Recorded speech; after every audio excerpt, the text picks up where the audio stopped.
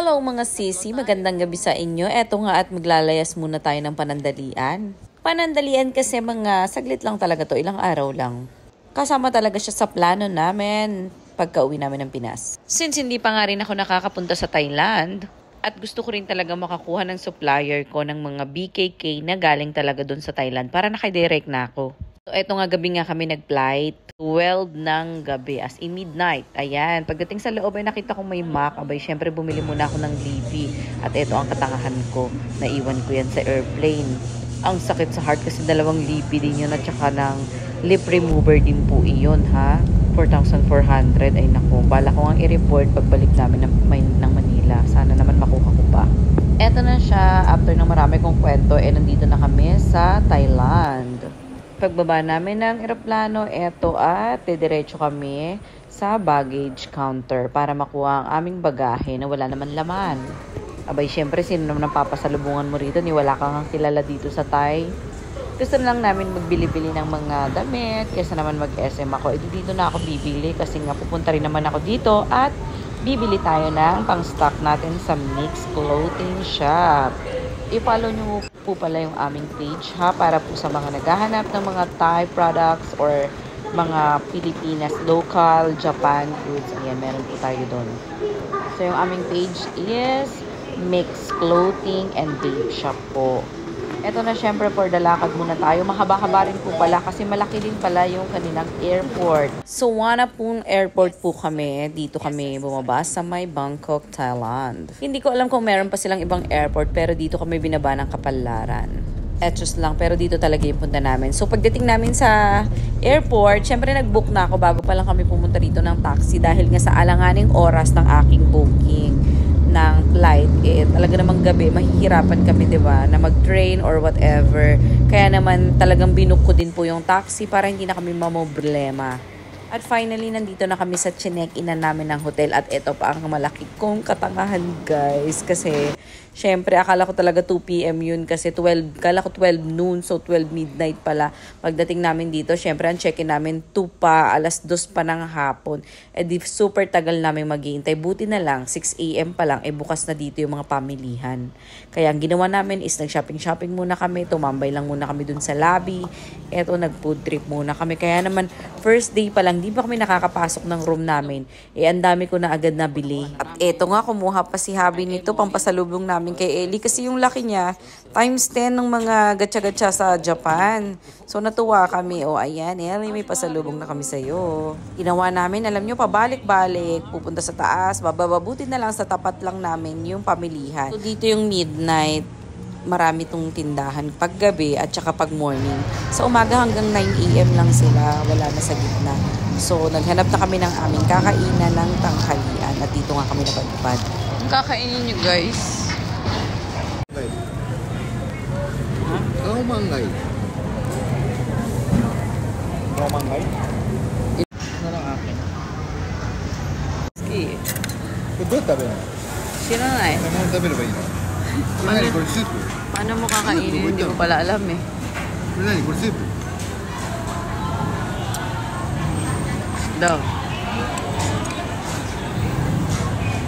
Tingnan po natin kung magugustuhan niya yung kaumanggay.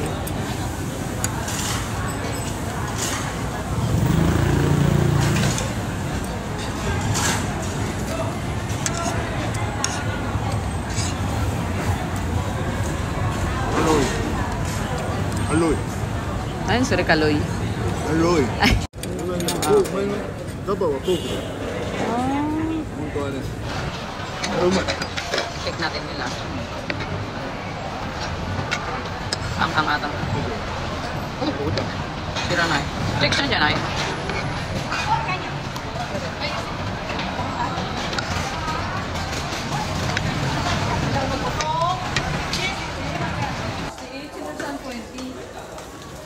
Ayun ata yung room number. 68. Room number ata yan, te. Room number na to? Ano floor? 6 siguro. 6 Mamaya Excuse hindi. me. This one is 68. Pang 68 floor kami. And finally guys, after namin ng matagal na panahon, makakapasok na kami sa room namin. My gosh, ang tagal. Sa susunod talaga, double check ko na kasi ang dami kong palpak talaga sa mga booking namin. Alam niyo ba yung booking namin pa Bohol din? Ang nagawa ko is Bohol to Manila, then Manila to Bohol. O 'di ba, baligtad. So sayang ang isang way namin kasi hindi siya refundable. Ang dami ko talagang katanghan at kapalpakan, guys.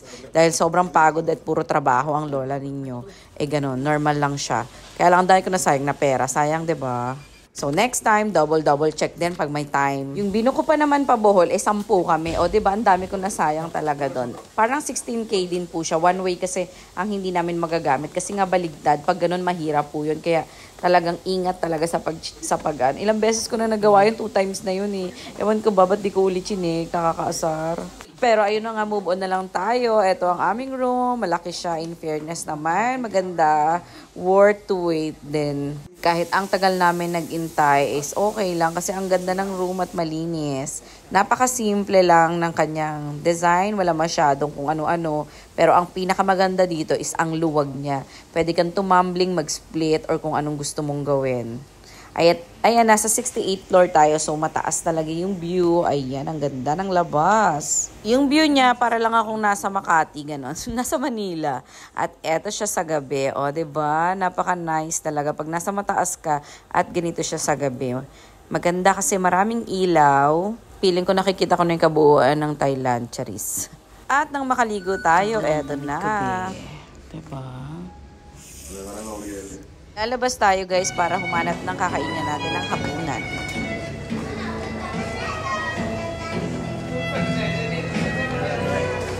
Lumilo guys.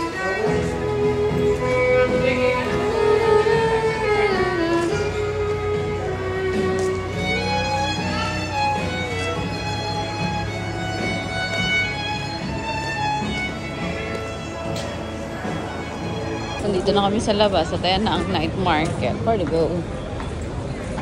Where to go? Luchi? Sa akin itabiru?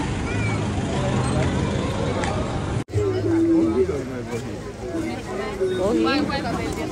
Basing ka ba? 100 baht. これパパだよ。T-shirts. Sushi.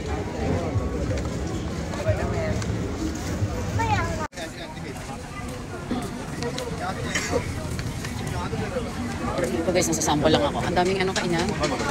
Let's go!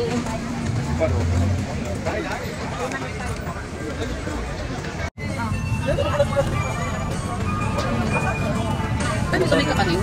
Parang ayun naman gusto ko. Try natin, no? How much?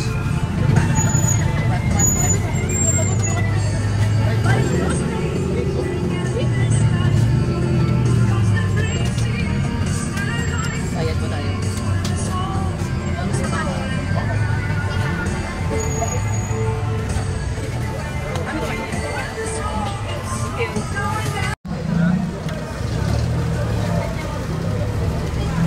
Ganyan to, dito to? Oo. So, nanonood ng vlog. Ano to, coconut? Oo. Ba't may malagkit? Inuulam siya, ganon? Oo.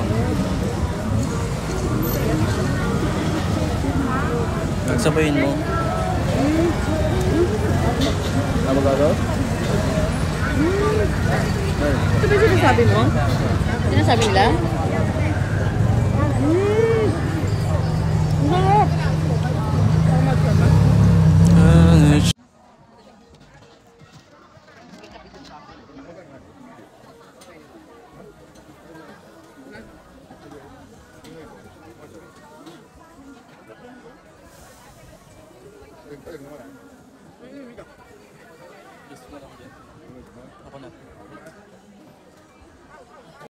Bumili kami nito. Magpay.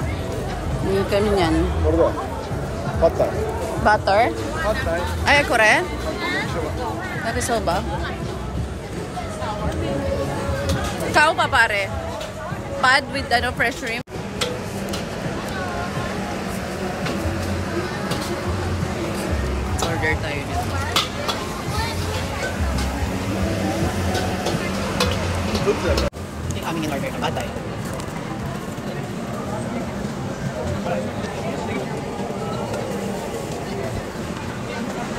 Binidyo ko kung paano nila lutuin yung in-order ni Happy.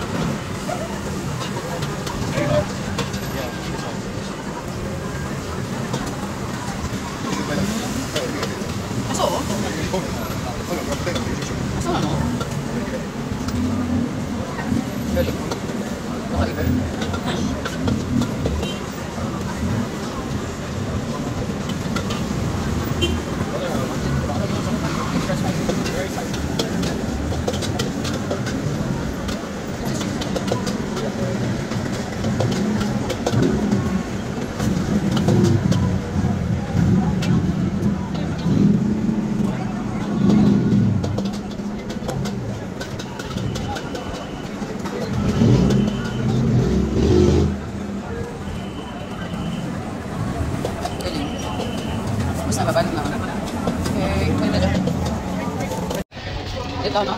Masarap ito. Ang asa ka lang na masarap. Chicken po isuso. Kore to. Kore. Kasi Guys, grabe talaga guys. Sobrang daming pagkain. Ikaw na lang talaga yung mahihirapan kung paano mo pagkakasyahin sa tiyan mo. At naglakad-lakad pa nga kami dito, no? Pero in fairness naman sa mga street food nilang sasarap. Tignan nyo yung paninda nila, legal dito yata magganja. Ay basta ako for the food trip lamang ang gusto ko. In fairness naman po sa mga street foods nila dito, grabe ang sarap. Sarap din pala ng mga pagkain nila. Yung akala kong fry na shumai, egg pala yung nasa loob nun. Ang sarap niya din. Sarap siguro kasi ng mga sauce nila, kaya bumabagay dun sa mga kung ano-anong pinagprito nila. May longganisa pang prinito. 30. Ano tamo? Ikaw, 30? Ate na 40, 140. Yan namang corn na yan, yung lasa niya kaparehas po nung binibenta sa Pilipinas. Na kulang lang yung cheese na yan, pero kuha nila yung timpla. Masarap po siya. At eto na nga yung pinaluto ni Habi. Hindi ko siya ganun, hindi pangit lasa, pero hindi ko siya ganun ka-type. So ang ending, hindi namin niya naubos. Tinapon na lang yung natira. Sato dyan, bechi. OMG guys, we're going to 83. Oh my gosh. 83. Look at this person. DJ Night, Roof to Bar, 83. Uy, meron ano pa na. Nika.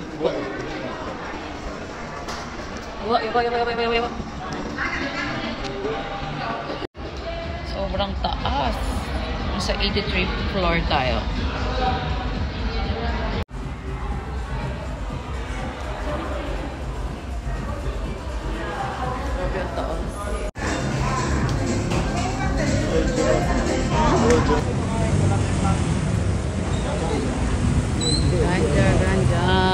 Katapos nga namin sumilip dun sa may taas kung saan pwede mag-inom, pumunta muna kami sa labas para bumili dito sa convenience store. Bili lang naman kami ng mga maiinom at candy, ganon. Marami pa palang iba-ibang night market. Ashta, what you go night market ni Iko?